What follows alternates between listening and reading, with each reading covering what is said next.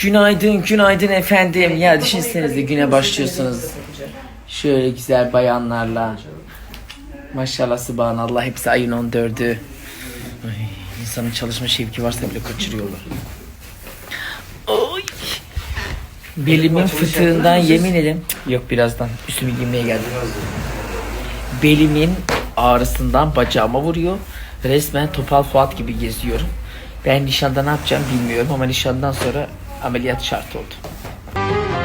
Ölüyorum kederimden, ölüyorum kederimden,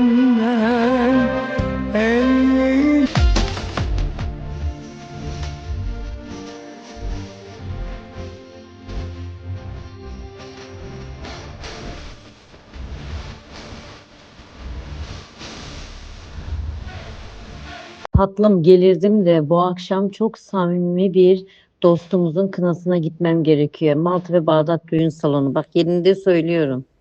O kadar yoğunum ki yarın akşam var, bugün var. Hep yani doluyum. İsterdim yani. Çünkü sen bana sardın ya ben de sana sarardım yani. Estağfurullah. Asla karşılık bekleyerek yapılmış bir iyilik değildi. Sadece sizin neşeniz ve hoş sohbetiniz bize eşlik etsin diye istedik. Ama hata bende ki ne kadar yoğun ve çalışkan bir kadın olduğunuzu yine unutmuşum.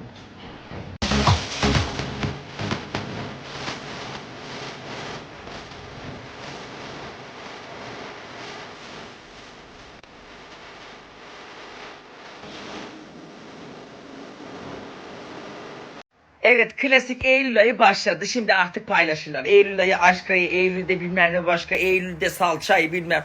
Okul ayı arkadaşlar, Eylül ayı tam tamına para harcama ayı. Yeni sezon kıyafetler geliyor. Yazdan çıkıp sonbahara giriyoruz. Çocuklar okula başlıyor derken harcamalar alıp başını gidiyor. O yüzden boştan yere romantizm yaratıp durmayın. Trendyol'da da mega indirimleri başladı. Hepimizin ihtiyacı olan tek şey indirim. Kuponlu ürünler, fırsatlar, mega indirimler hepsi Trendyol uygulamasında. Trendyol uygulamasına giriyorsunuz. Mega Eylül indirimlerinden faydalanıyorsunuz. Eylül bittikten sonra da aşkınızı da yaşayın, salçanızı da yapın. Hiç problem değil. Yeter ki paranız cebinizde kalsın diyorum. O yüzden mega indirimleri buradan paylaşıyorum. Haydi bakalım hayırlı uğurlu olsun. Ne kadar gerçekçi bir adamım. Ki bu apartmanın en uyanı da Melek Hanım.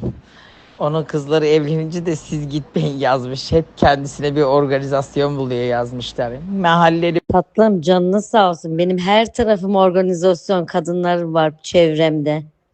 Bulurum ben. Tabii ki siz baş tacımızsınız da. Anne baş tacı mısınız derken ki sahteliğin. Ay gerçekten. İnsan annesini de zorbalamaz ama kaşınıyorsun ne yapayım?